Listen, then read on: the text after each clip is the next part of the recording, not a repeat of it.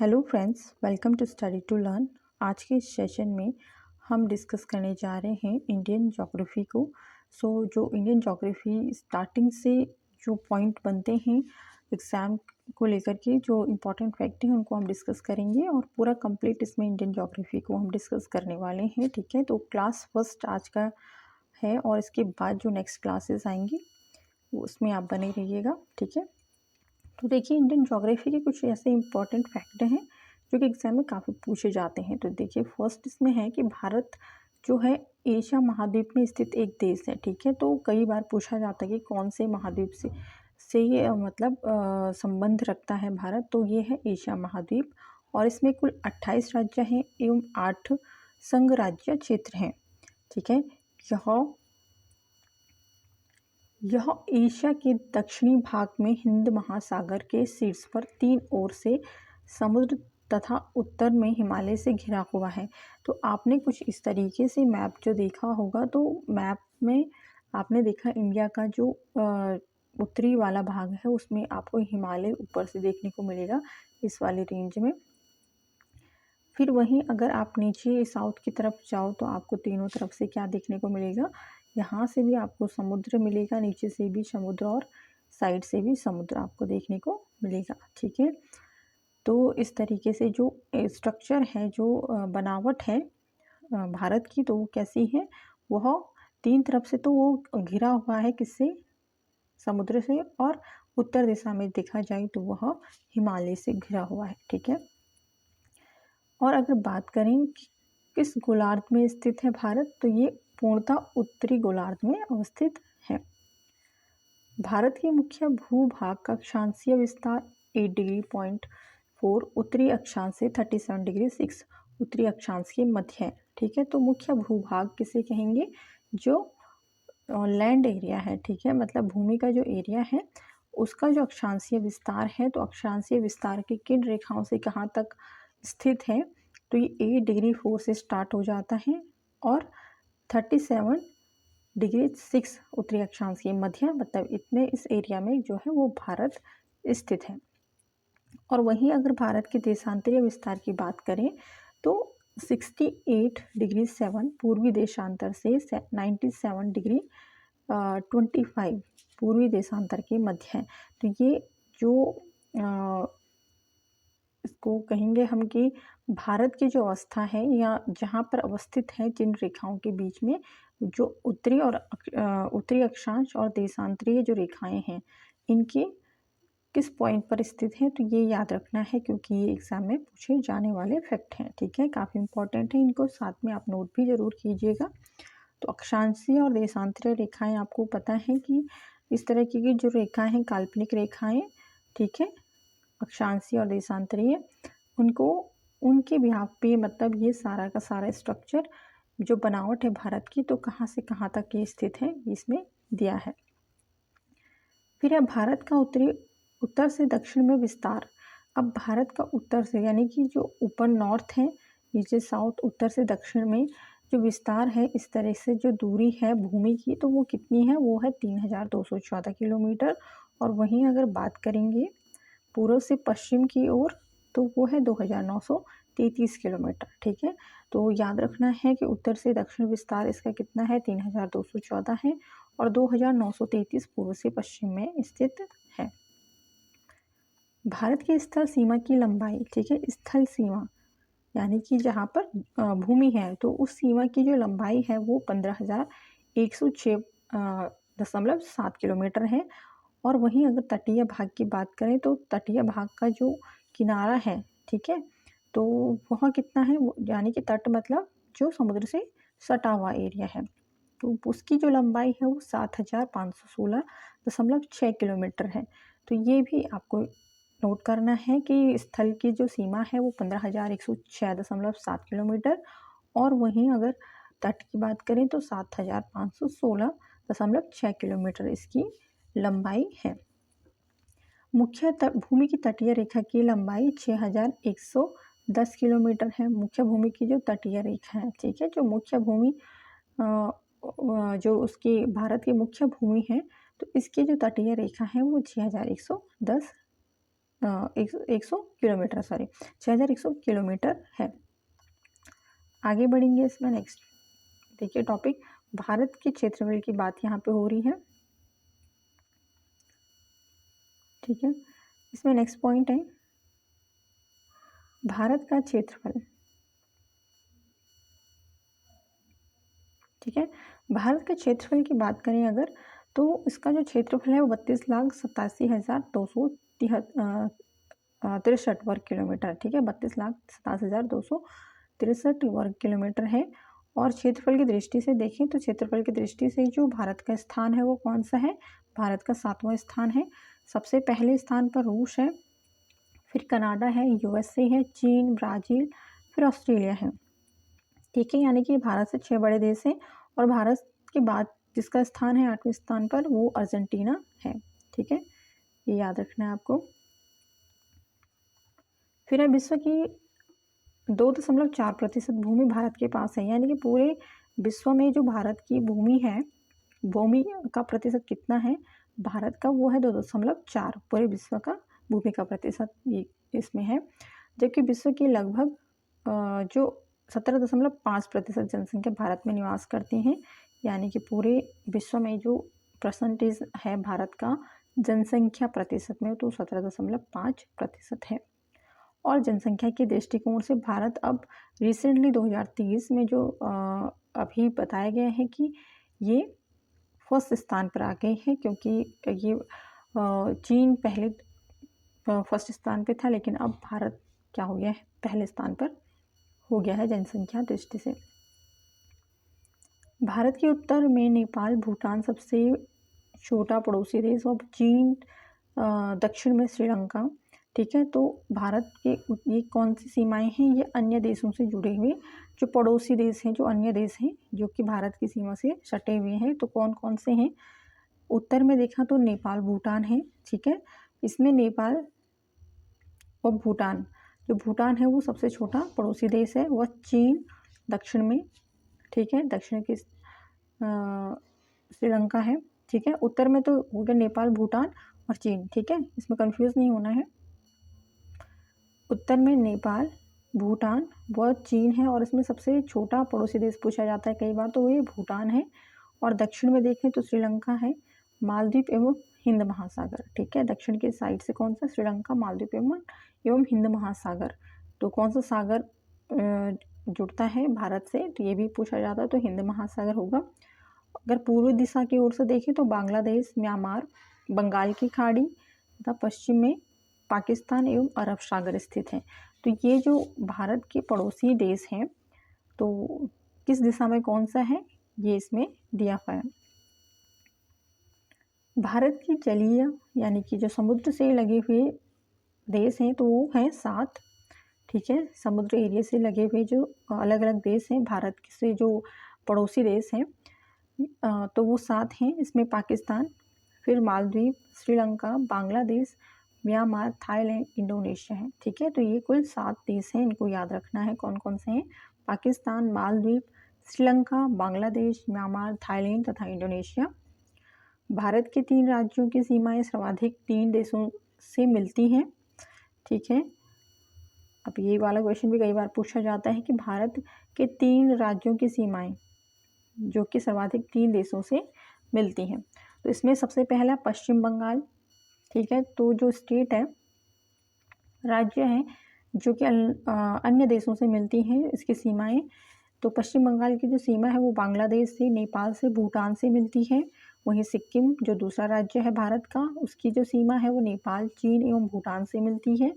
तथा अरुणाचल प्रदेश, ठीक है, पूर्व में, जो कि जिसकी सीमा भूटान, चीन और म्यांमार इन देशों से मिलती है। भारत का श्रीलंका से अलग करने वाला, ठीक है, यानी कि आपको पता है कि भारत अलग देश और श्रीलंका अलग देश है। तो भारत को श्रीलंका से अलग करने वाला जो समुद्री क्षेत्र मन्नार की खाड़ी तथा पाक जलडमरू है, ठीक है। तो ये याद रखना है कि कौन सी सीमा है जो भारत को श्रीलंका से अलग करती है, तो ये मन्नार की खाड़ी तथा पाक जलडमरू। जलडमरू पूछा जाए तो पाक जलडमरू रखना है याद आपको, और खाड़ी पूछी जाए तो आपको मन्नार की खाड़ी याद रखना है। नेक्स्ट पॉइंट है इसमें बांग्लादेश, म्यांमार, पाकिस्तान भारत की जल एवं स्थल दोनों सीमा से लगे हुए हैं। ठीक है, तो कौन कौन से देश हैं? बांग्लादेश, म्यांमार, पाकिस्तान। ये कौन सी सीमा है? जल एवं स्थल। ठीक है, ये याद रखना है कि जल और स्थल से जुड़े हुए जो देश हैं और जो सीमाएं हैं भारत से ये लगे हुए हैं, इन तीनों का नाम याद रखना है, बांग्लादेश, म्यांमार और पाकिस्तान। नेक्स्ट पॉइंट है भारत और अफगानिस्तान के बीच डूरंड रेखा है। तो कई बार रेखाएं पूछी जाती हैं, इसको अलग से भी क्लास में पढ़ाएंगे, पर इसमें ये सीक्वेंस से बन रहा है जैसे कि कौन सी रेखाएं, कौन सी सीमाएं, तो इनको भी हमें लेके चलना है। ठीक है, भारत और अफगानिस्तान के बीच की अगर बात करें तो डूरंड रेखा, ठीक है, इनके बीच को, इनकी सीमाओं को जोड़ती है, इन अलग अलग देशों की सीमाओं को जोड़ती हैं। और बात करें इसकी कब ये मतलब इसको डूरंड रेखा को या रेखाओं को, अलग अलग रेखाओं को किस सन में निर्धारित किया गया था, तो इसमें डूरंड रेखा की अगर बात करें तो ये 1893 में सर डूरंड द्वारा निर्धारित की गई थी। यही रेखा जो अफगानिस्तान एवं पाकिस्तान की भी सीमा बनाती है। ठीक है, ये जो रेखा है वो अफगानिस्तान और पाकिस्तान जो देश हैं इनकी भी क्या बनाती है? सीमा बनाती हैं। वहीं अगर हम बात करें भारत एवं चीन की सीमा रेखा कौन सी है, तो वो ये मैकमोहन रेखा है। और इसकी निर्धारण की जो समय था वो था 1914 में शिमला अवधि समय, यहाँ पे अवधि समय हुआ कि समय निर्धारित की गई थी। ठीक है, 1914 में। ईयर तो वैसे नहीं पूछा जाता है, लेकिन भारत एवं चीन की जो सीमाएं हैं या अलग अलग देशों की जो सीमाएं हैं वो काफ़ी पूछी जाती हैं एग्ज़ाम में। ठीक है, लेकिन एग्ज़ाम की नज़रिए से देखें तो हमें इनको भी पॉइंट आउट करके चलना है।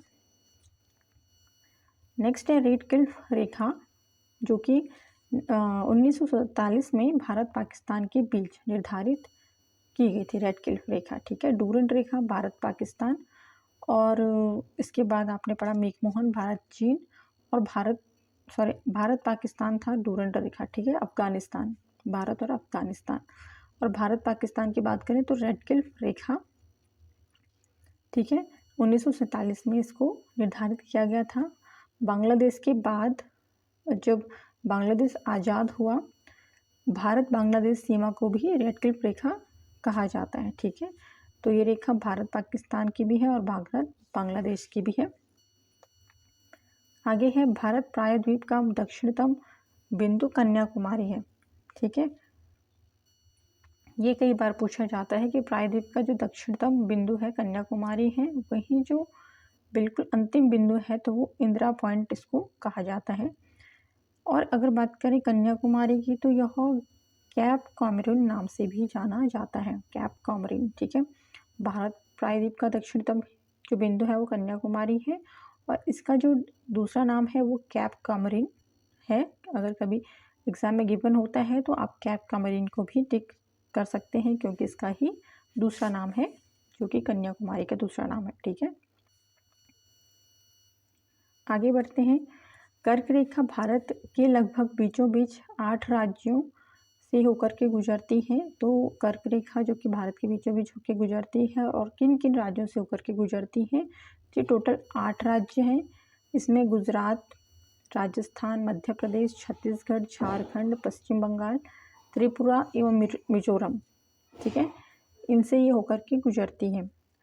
भारत का जो मानक समय है, इसको देखिए, भारत का मानक समय नेक्स्ट पॉइंट इसमें बनेगा। ठीक है, इनको आपको लेकर के चलना है, 8 राज्यों को याद रखना है। आप मैप के थ्रू इसको बहुत इजीली लर्न भी कर सकते हैं कि फर्स्ट गुजरात है, फिर राजस्थान को टच करता है, फिर मध्य प्रदेश, छत्तीसगढ़, झारखंड, पश्चिम बंगाल, त्रिपुरा एवं मिजोरम। ठीक है, तो इन राज्यों से होकर के ये रेखाएं, ये जो रेखा है कर्क रेखा, वो गुजरती है। नेक्स्ट इसमें हम भारत के मानक समय की बात करें तो IST जो है भारत का मानक समय, जो कि प्रयागराज इलाहाबाद का जो नेम चेंज हुआ है, उसका जो एक प्लेस है नैनी, ठीक है, नैनी स्थान है, वहाँ से रेखा गुजरती है। ये 82.5 डिग्री या 82.5, ठीक है, 82.5 पूर्वी देशांतर भी इसको कहा जाता है, देशांतर रेखा। तो ये इसकी मानक समय है। और अगर हम बात करें जो ग्रीनविच समय है GMT, इससे यह 5 घंटा 30 मिनट आगे है। ठीक है, जो भारत की IST है वो GMT से 5 घंटा 30 मिनट आगे है, यानी कि 5.5 घंटे का डिफरेंस है भारत की। और जो मेन पूरे विश्व की IST पूरे विश्व की GMT जो रेखा है, ग्रीनविच रेखा, उससे इतना आगे है, 5.5 घंटे, ये याद रखना है। ठीक है, और अगर हम बात करें रेखा की, जो आपकी IST भारत का मानक समय रेखा है, तो वो किन राज्यों से होकर के गुजरती है? ये 5 राज्यों से होकर के गुजरती है। आपको ये उत्तर से पश्चिम की ओर उत्तर से दक्षिण की ओर देखना है, इस तरह से। तो सबसे पहले हम बात करेंगे तो उत्तर में, फिर उत्तर प्रदेश से होकर के गुजरती है, मध्य प्रदेश, छत्तीसगढ़, उड़ीसा, आंध्र प्रदेश से होकर के गुजरती है। तो टोटल 5 ही राज्यों से होकर के गुजरती है, जो कि भारत का मानक समय रेखा है। ठीक है, इसमें नेक्स्ट पॉइंट है, भारतीय उपमहाद्वीप में सम्मिलित देश भारत, पाकिस्तान, बांग्लादेश, नेपाल एवं भूटान है। ठीक है, भारत, पाकिस्तान, बांग्लादेश, नेपाल एवं भूटान है उपमहाद्वीप, भारतीय उपमहाद्वीप में सम्मिलित ये जो देश हैं, इनको आपको याद रखना है। भारत के 2 राज्यों की सीमाएं केवल एक राज्य से मिलती हैं। दो राज्य हैं वो एक राज्य से मिलती हैं, तो वो कौन है, वो याद रखना है। इसमें है मेघालय असम से तथा सिक्किम पश्चिम बंगाल से। ठीक है, भारत में ऐसे 2 राज्य हैं कि जो केवल एक ही राज्य से, जिनकी जो बाउंड्री है, ठीक है, राज्य की सीमा रेखाएं हैं, जो सीमाएं हैं वो सिर्फ एक एक राज्य से मिलती हैं। तो मेघालय असम से मिलती हैं और सिक्किम पश्चिम बंगाल से। नेक्स्ट इसमें हम बात करें तेलंगाना राज्य की, तो तेलंगाना जो राज्य है वो 29वां राज्य है। अब तो ये 28वां है, लेकिन जब ये बना था तब ये 29वें नंबर पे इसका गठन किया गया था। और इसकी स्थापना की अगर बात करें, गठन की बात करें, तो ये 2 जून 2014 को हुआ था। ठीक है, और इसकी सीमा हम बात करें तेलंगाना की, तो आंध्र प्रदेश, महाराष्ट्र, कर्नाटक एवं छत्तीसगढ़ से मिलती है। तो इन जो अलग अलग राज्य हैं, इनसे ये रेखाएं मिलती हैं। ठीक है, तेलंगाना की, आंध्र प्रदेश, महाराष्ट्र, कर्नाटक एवं छत्तीसगढ़ से जो राज्य हैं, ये राज्य इसके पड़ोसी राज्य हैं। ठीक है, तेलंगाना के, ये याद रखना है। क्षेत्रफल की दृष्टि से देखें तो जो राजस्थान है वो भारत का सबसे बड़ा राज्य है। कौन सा? राजस्थान सबसे बड़ा राज्य है। और उसके बाद मध्य प्रदेश, क्रमशः, मतलब इससे छोटे, राजस्थान सबसे बड़ा, फिर मध्य प्रदेश है इससे छोटा, फिर महाराष्ट्र, उत्तर प्रदेश एवं जम्मू कश्मीर। तो इस तरीके से जो टॉप 5 जो बड़े राज्य हैं क्षेत्रफल की दृष्टि से, तो इसका ये सीक्वेंस है। आगे है इसमें, क्षेत्रफल की दृष्टि से गुजरात में स्थित कच्छ भारत का सबसे बड़ा जिला है। ठीक है, अगर जिले की बात करें, अभी तक तो हमने राज्य पढ़ा कि कौन सा राज्य सबसे बड़ा है। अगर हम बात करेंगे डिस्ट्रिक्ट की, जिले की, तो इसमें भारत में कच्छ जो जिला है वो भारत का सबसे बड़ा जिला है। और इसके बाद लेह एवं जैसलमेर, ये जो राज्य हैं वो इसके बाद इसके सेकेंड नंबर पे और थर्ड नंबर पे आते हैं। ठीक है, जनसंख्या की दृष्टि से देखें तो उत्तर प्रदेश सबसे बड़ा है और सिक्किम सबसे छोटा राज्य है। ठीक है, उत्तर प्रदेश जो स्टेट है, जो राज्य है, वो जहाँ पे सबसे ज़्यादा जनसंख्या है भारत में, और सिक्किम में सबसे कम है। ठीक है,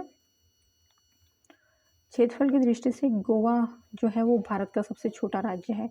सबसे बड़ा राजस्थान आपने पढ़ा, और सबसे छोटा कौन सा है, वो गोवा। ठीक है, क्षेत्रफल की दृष्टि से अंडमान निकोबार द्वीप समूह सबसे बड़ा तथा लक्षद्वीप सबसे छोटा संघ राज्य क्षेत्र है। ठीक है, अगर हम बात करेंगे किसकी, केंद्र शासित जो प्रदेश है, अंडमान निकोबार द्वीप समूह सबसे बड़ा है, और जो लक्षद्वीप है, ठीक है, सबसे छोटे संघ राज्य क्षेत्र हैं।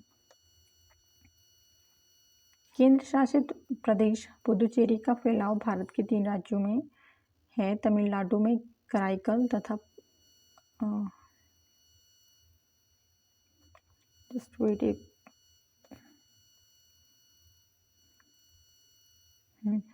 नाउ केंद्र शासित प्रदेश पुदुचेरी का फैलाव भारत के 3 राज्यों में है, ठीक है। तमिलनाडु में कराईकल तथा पुदुचेरी है, आंध्र प्रदेश में यनम तथा केरल में माहे है, ठीक है।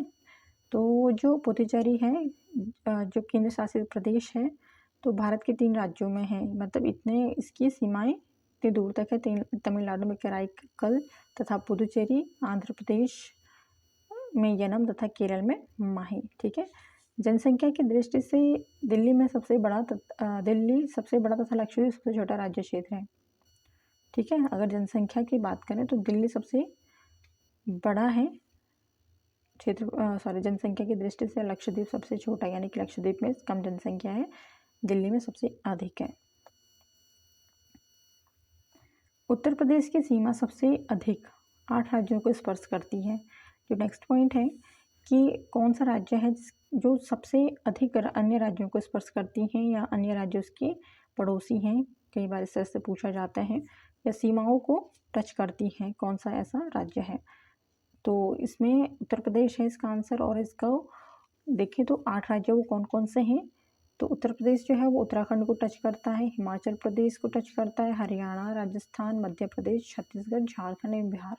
तो इस तरीके से ये 8 अन्य राज्यों को भी स्पर्श करती है जो इसकी सीमा है, सीमा रेखा है, या इसकी जो हम कहें तो बाउंड्री जो है, ठीक है। तो इस तरीके से ये कुछ इम्पोर्टेंट फैक्ट थे इंडियन ज्योग्राफी की। इसमें हम नेक्स्ट क्लास जल्द लाएंगे। तब तक के लिए आपको अगर वीडियो पसंद आया हो तो लाइक कीजिएगा, शेयर सब्सक्राइब कर दीजिएगा, बेल आइकन प्रेस करके रखिएगा ताकि जो नई नोटिफिकेशन है आप तक जल्द से जल्द पहुंच सके।